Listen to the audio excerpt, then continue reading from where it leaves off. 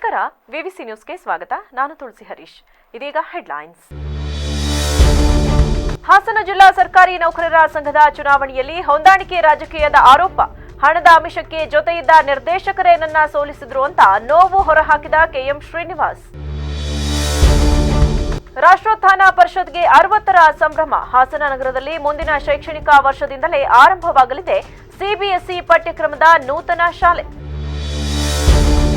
ನಕಲಿ ಸಹಿ ದಾಖಲೆ ಸೃಷ್ಟಿಸಿ ಜಮೀನು ಮಾರಿದ್ದ ಆರೋಪಿಗೆ 3 ವರ್ಷ ಸೆರೆವಾಸ. ಕಂಬಿ ಹಿಂದೆ ತಳ್ಳಲು ಬೇಲೂರು ಕೋರ್ಟಿನಿಂದ ಹೊರಬಿತ್ತು ಮಹತ್ವದ ಆದೇಶ. ಹಾಸನ ಜಿಲ್ಲಾ ಸರ್ಕಾರಿ ನೌಕರರ ಸಂಘದ ಚುನಾವಣೆಯಲ್ಲಿ ರಾಜಕೀಯ ಪ್ರವೇಶ ಮತ್ತು ಹೊಂದಾಣಿಕೆ ಹಾಗೂ ಹಣದ ಕಾರಣದಿಂದ ನನಗೆ ಸೋಲಾಗಿದೆ ಎಂದು ಅಧ್ಯಕ್ಷ ಸ್ಥಾನದ ಪರಾಜಿತ ಅಭ್ಯರ್ಥಿ ಕೆಎಂ ಶ್ರೀನಿವಾಸ್ ತಿಳಿಸಿದರು. ಇಂದು ಸುದ್ದಿಗೋಷ್ಠಿಯಲ್ಲಿ ಮಾತನಾಡಿದ ಅವರು, ಈ ಸಲ ಸುನಾಮಿ ರೀತಿಯಲ್ಲಿ ಚುನಾವಣೆ ನಡೆದಿದೆ. ಜಿದ್ದಾಜಿದ್ದಿ ಹೋರಾಟ, ಗರಿಷ್ಠ ಒತ್ತಡ, ಆಮಿಷದ ನಡುವೆಯೂ ನಮ್ಮ ಜೊತೆ ಗಟ್ಟಿಯಾಗಿ ನಿಂತು ಕೆಲ ನಿರ್ದೇಶಕರು ಸ್ವಾಭಿಮಾನದ ನಮ್ಮ ತಂಡ ಬೆಂಬಲಿಸಿ ಮತ ಹಾಕಿದ್ದಾರೆ.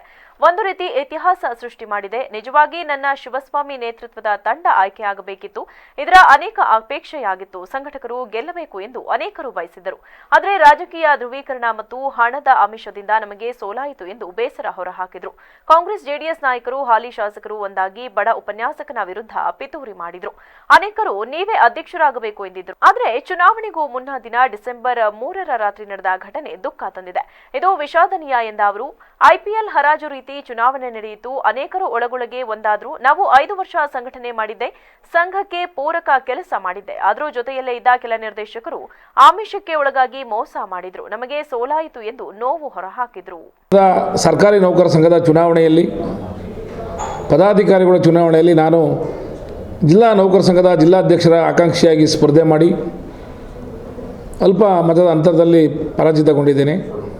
ಹಾಗೆ ನನ್ನ ಜೊತೆ ಸ್ಪರ್ಧೆ ಮಾಡಿದಂಥ ಖಜಾಂಚಿ ಸ್ಪರ್ಧೆ ಅಭ್ಯರ್ಥಿಯಾಗಿದ್ದಂಥ ಮಧು ಅವರು ಸಹ ನಮ್ಮಷ್ಟೇ ಮತವನ್ನು ಪಡೆದು ಅಲ್ಪ ಮತದಿಂದ ಪರಾಜಿತಗೊಂಡಿದ್ದಾರೆ. ನಮ್ಮೆಲ್ಲರ ಜೊತೆ, ನಮ್ಮ ತಂಡದ ಜೊತೆ ಇದ್ದಂಥ ರಾಜ್ಯ ಪರಿಷತ್ ಸದಸ್ಯರಾದಂಥ ರಾಜು ಟಿ ಅವರು ಅಲ್ಪ ಹಂತದ ಮತದಲ್ಲಿ ಗೆಲುವನ್ನು ಸಾಧಿಸಿದ್ದಾರೆ. ಅವರಿಗೆ ಅಭಿನಂದನೆಗಳು ಈ ಮೂಲಕ. ಜೊತೆಯಲ್ಲಿ ಮೊನ್ನೆ ನಡೆದ ಸರ್ಕಾರಿ ನೌಕರ ಸಂಘ ಚುನಾವಣೆಯಲ್ಲಿ ಅತ್ಯಂತ ಹೋರಾಟದ, ಅತ್ಯಂತ ಸುನಾಮಿ ರೂಪದಲ್ಲಿ ನಡೆದಂಥ ಈ ಚುನಾವಣೆಯಲ್ಲಿ ಯಾವುದೇ ಆಮಿಷಕ್ಕೆ ಒಳಗಾಗದೆ ಒಂದು ಸರ್ಕಾರಿ ನೌಕರರ ಸಂಘದ ಚುನಾವಣೆಗೆ ಸ್ವಾಭಿಮಾನದ ತಂಡ ಅಂತ ಏನು ನಾವು ಹೊರಟಿದ್ದೋ, ನಮ್ಮ ತಂಡದ ಸ್ವಾಭಿಮಾನದ ಗುರುತನ್ನು ಗುರುತಿಸಿ ಇಂಥ ಒಂದು ಪ್ರೆಷರಲ್ಲೂ ಸಹ ಅತ್ಯಂತ ರಾಷ್ಟ್ರೋತ್ಥಾನ ಪರಿಷತ್ ಆರಂಭವಾಗಿ 60 ವರ್ಷ ತುಂಬುತ್ತಿರುವ ಹಿನ್ನೆಲೆಯಲ್ಲಿ ಹಾಸನ ನಗರದಲ್ಲಿ ಸಿಬಿಎಸ್ಇ ಪಠ್ಯಕ್ರಮದ ನೂತನ ಶಾಲೆಯನ್ನ ಮುಂದಿನ ಶೈಕ್ಷಣಿಕ ವರ್ಷದಿಂದ ಆರಂಭಿಸಲಾಗುವುದು ಎಂದು ರಾಷ್ಟ್ರೋತ್ಥಾನ ಪರಿಷತ್ ಪ್ರಧಾನ ಕಾರ್ಯದರ್ಶಿ ಡಾಕ್ಟರ್ ದಿನೇಶ್ ಹೆಗ್ಡೆ ತಿಳಿಸಿದರು. ಇಂದು ಸುದ್ದಿಗೋಷ್ಠಿಯಲ್ಲಿ ಈ ವಿಷಯ ತಿಳಿಸಿದ ಅವರು, 1965ರಿಂದ ರಾಜ್ಯದಲ್ಲಿ ಸ್ವಯಂ ಸೇವಾ ಸಂಸ್ಥೆಯಾಗಿ ಕಾರ್ಯನಿರ್ವಹಿಸುತ್ತಿರುವ ರಾಷ್ಟ್ರೋತ್ಥಾನ ಪರಿಷತ್ ನಮ್ಮ ದೇಶದ ಸಂಸ್ಕೃತಿ, ಇತಿಹಾಸ, ಪರಂಪರೆ, ಯೋಗದ ಬಗ್ಗೆ ಸಮಾಜದಲ್ಲಿ ಜಾಗೃತಿ ಮೂಡಿಸುತ್ತಿದೆ. ಸಾಹಿತ್ಯದೊಂದಿಗೆ ಪ್ರಾರಂಭವಾದ ಪರಿಷತ್ತು ಸಮಾಜಮುಖಿಯಾಗಿ ಸಾಹಿತ್ಯ, ಶಿಕ್ಷಣ, ಆರೋಗ್ಯ ಸೇವೆ ಹೀಗೆ 4 ಆಯಾಮಗಳೊಂದಿಗೆ ಕೆಲಸ ಮಾಡಲು ರಾಜ್ಯದ ವಿವಿಧೆಡೆ ಚಟುವಟಿಕೆ ಆರಂಭಿಸಿದೆ. ಇತ್ತೀಚೆಗೆ ಶಿಕ್ಷಣಕ್ಕೆ ಹೆಚ್ಚಿನ ಒಲವು ತೋರಿದೆ. ಪ್ರತಿಭಾವಂತ ಬಡ ಹುಡುಗರಿಗೆ ಐಐಟಿ ಹಾಗೂ ಬಾಲಕಿಯರನ್ನ ಪರೀಕ್ಷೆ ಮೂಲಕ ಆಯ್ಕೆ ಮಾಡಿ ಅವರಿಗೆ ಉಚಿತವಾಗಿ ಮೆಡಿಕಲ್ ಶಿಕ್ಷಣ ಕೊಡಿಸಲು ಕೆಲಸ ಮಾಡಲಾಗುತ್ತಿದೆ ಎಂದ ಅವರು, ಆಧುನಿಕ ಶಿಕ್ಷಣ ನೆಪದಲ್ಲಿ ನಮ್ಮ ವಿದ್ಯಾರ್ಥಿಗಳು ಭಾರತೀಯತೆಯಿಂದ ದೂರವಾಗಬಾರದು. ಇದು ರಾಷ್ಟ್ರೋತ್ಥಾನ ಪರಿಷತ್ನ ಕಳಕಳಿ. ಈ ಹಿನ್ನೆಲೆಯಲ್ಲಿ ಸಿಬಿಎಸ್ಇ ಪಠ್ಯಕ್ರಮದ ಶಾಲೆಗಳನ್ನು ನಿರ್ಮಿಸುವ ಯೋಜನೆ ಎತ್ತಿಕೊಂಡಿದೆ. ಹಾಲಿ ರಾಜ್ಯದಲ್ಲಿ 14 ಸಿಬಿಎಸ್ಇ ಶಾಲೆ ಇದ್ದು 15,000 ಮಕ್ಕಳು ಕಲಿಯುತ್ತಿದ್ದಾರೆ. ಹಾಸನ, ಉಡುಪಿ ಮತ್ತು ಹಾವೇರಿಯಲ್ಲಿ 3 ಹೊಸ ಶಾಲೆ ಮುಂದಿನ ವರ್ಷದಿಂದ ಕಾರ್ಯಾರಂಭ ಮಾಡಲಿದ್ದು 12 ರಾಜ್ಯ ಸಿಬಿಎಸ್ಇ ಶಾಲೆಗಳಿದ್ದು 8,000 ಮಕ್ಕಳು ವ್ಯಾಸಂಗ ಮಾಡುತ್ತಿದ್ದಾರೆ ಎಂದರು. ಪ್ರಕಟಣೆ, ಶಿಕ್ಷಣ, ಸೇವೆ ಮತ್ತು ಆರೋಗ್ಯ ಈ 4 ವಿಭಾಗಗಳಲ್ಲಿ ರಾಷ್ಟ್ರೋತ್ಥಾನ ಕೆಲಸ ಮಾಡ್ತಾಯಿದೆ. ನಿರಂತರವಾಗಿ 65ನೇ ಇಸ್ವಿಯಿಂದ ಇವತ್ತಿನವರೆಗೆ, ಅಂದರೆ ಮುಂದಿನ 2025ಕ್ಕೆ 60 ವರ್ಷ ತುಂಬ್ತಾ ಇದೆ. ಈಗ ಒಂದು 3-4 ವರ್ಷದ ಹಿಂದೆ 60 ವರ್ಷ ತುಂಬಿದಂಥ ಈ ಸಂದರ್ಭದಲ್ಲಿ ನಾವು ಅನೇಕ ರೀತಿಯಲ್ಲಿ ಕರ್ನಾಟಕ ರಾಜ್ಯಾದ್ಯಂತ ನಮ್ಮ ಕೆಲಸವನ್ನು ಮಾಡ್ಕೊಂಡು ಬಂದಿದ್ದೀವಿ. ಬಹಳ ಪ್ರಮುಖವಾಗಿ ಪ್ರಕಟಣೆಯ ಮುಖಾಂತರ ನಮ್ಮ ರಾಷ್ಟ್ರೋತ್ಥಾನದ ಸಾಹಿತ್ಯ, ಉತ್ಥಾನ ಮಾಸಪತ್ರಿಕೆ ಮತ್ತು ಭಾರತಿ ಪುಸ್ತಕ ಈ ರೀತಿಯ ಪ್ರಚಾರಗಳು ನಮ್ಮ ಎಲ್ಲ ರಾಜ್ಯಾದ್ಯಂತ ಇದೆ. ಈಗಲೂ ನಿರಂತರವಾಗಿ ಬರ್ತಾಯಿದೆ. ರಾಷ್ಟ್ರೀಯ ವಿಚಾರಗಳು, ಮೌಲ್ಯಗಳು, ನಮ್ಮ ಇತಿಹಾಸ, ನಮ್ಮ ಪರಂಪರೆ, ಸಂಸ್ಕೃತಿ, ಯೋಗ ಮುಂತಾದ ಅನೇಕ ಸಂಗತಿಗಳ ಬಗ್ಗೆ ಮಹಾಪುರುಷರ ಜೀವನ ಚರಿತ್ರೆ, ಭಾರತೀಯಂತೂ 510 ಮಹಾಪುರುಷರ ಜೀವನ ಚರಿತ್ರೆಯನ್ನು ಸುಂದರವಾಗಿ, ಈಗ ಒಂದು 50 ವರ್ಷಗಳ ಹಿಂದೆಯೇ ಅದು ಪ್ರಕಟಣೆ ಆಯಿತು. 510 ಮಹಾಪುರುಷರ ನಕಲಿ ಸಹಿ ಹಾಗೂ ದಾಖಲೆ ಸೃಷ್ಟಿಸಿ ಜಮೀನನ್ನ ಮಾರಾಟ ಮಾಡಿದ ಆರೋಪಿಗೆ ಬೇಲೂರಿನಲ್ಲಿ ಶಿಕ್ಷೆ ವಿಧಿಸಲಾಗಿದೆ. 3 ವರ್ಷಗಳ ಕಾಲ ಸದಾ ಕಾರಾಗೃಹ ಶಿಕ್ಷೆ ಹಾಗೂ 10,000 ದಂಡ ವಿಧಿಸಿದ ಕೋರ್ಟ್ ಇಂದು ಮಹತ್ವದ ತೀರ್ಪನ್ನ ಪ್ರಕಟ ಮಾಡಿದೆ.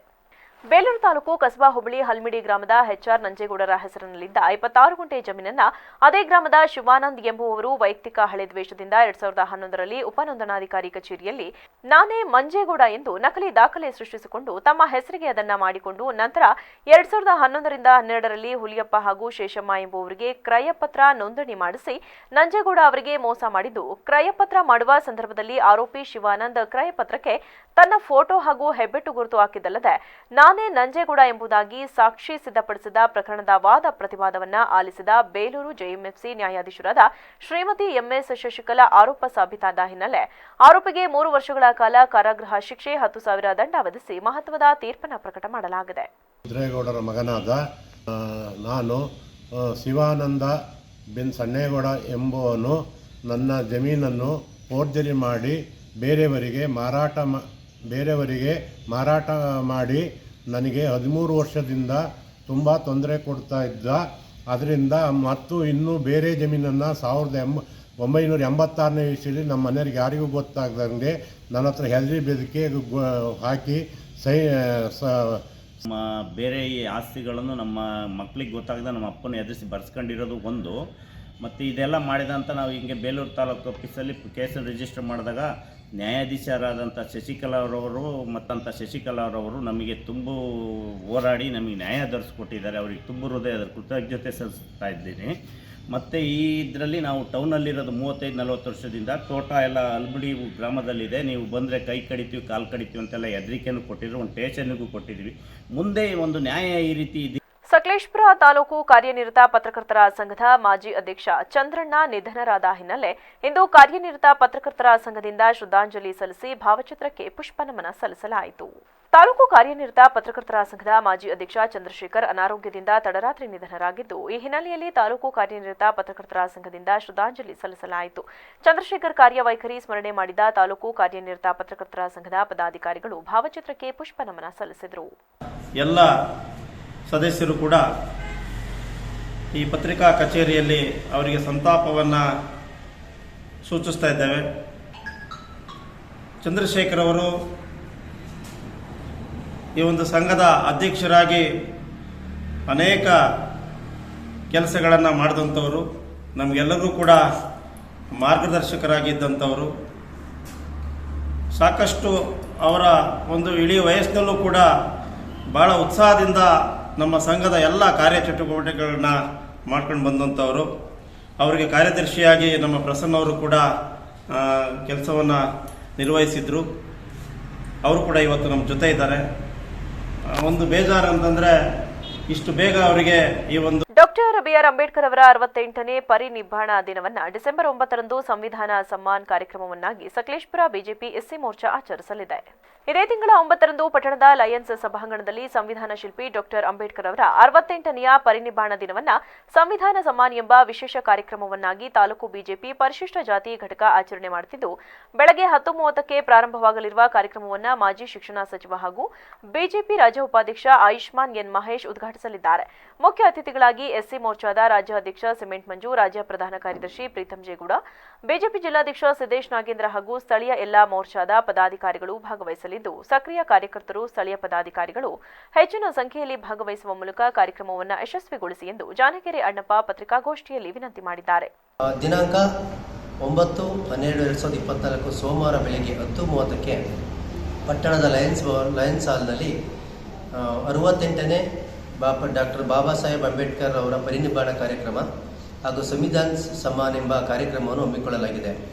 ಸಮಯ 10:30ಕ್ಕೆ ಪ್ರಾರಂಭವಾಗಲಿರುವ ಈ ಕಾರ್ಯಕ್ರಮಕ್ಕೆ ರಾಜ್ಯ ಬಿಜೆಪಿ ರಾಜ್ಯ ಉಪಾಧ್ಯಕ್ಷರಾದ ಎನ್ ಮಹೇಶ್ ರವರು ಉದ್ಘಾಟಿಸಲಿದ್ದಾರೆ.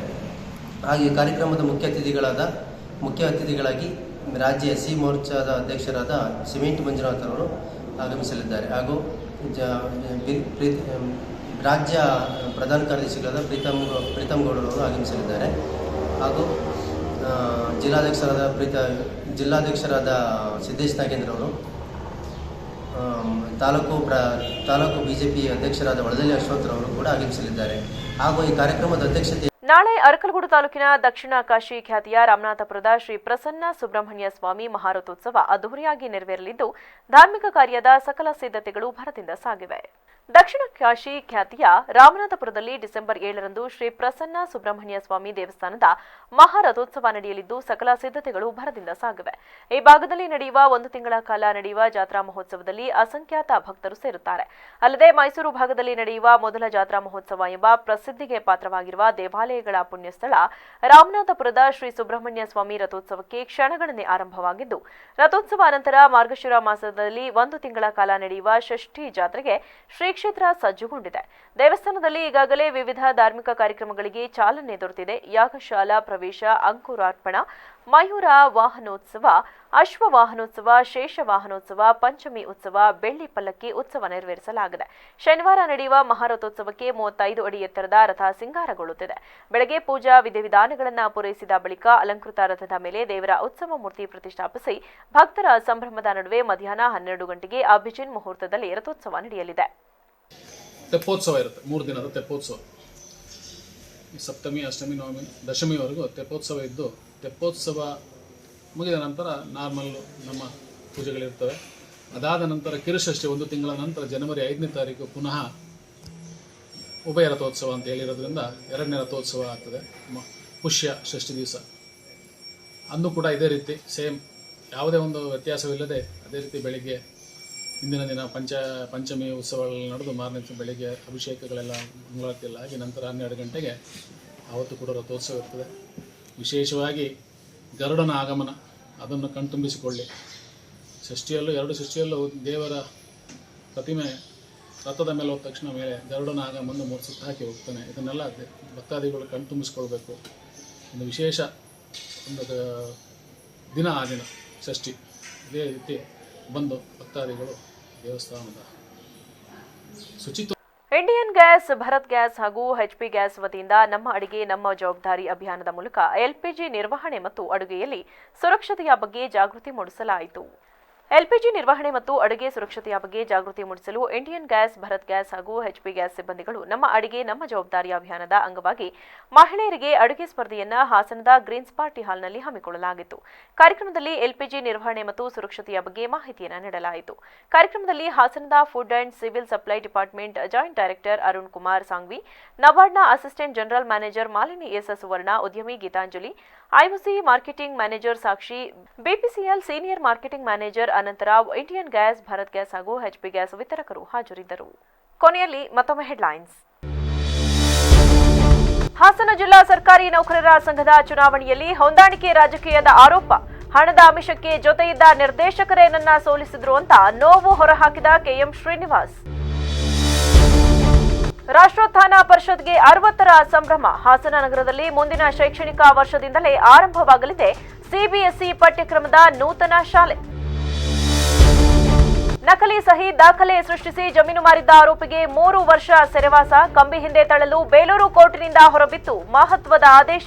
ಕ್ಷಣ ಕ್ಷಣದ ಸುದ್ದಿಗಾಗಿ ನೋಡ್ತಾ ಇರಿ ವಿವಿಸಿ ಟಿವಿ, ಸತ್ಯದ ಕಡೆ ನಮ್ಮ ನಡೆ.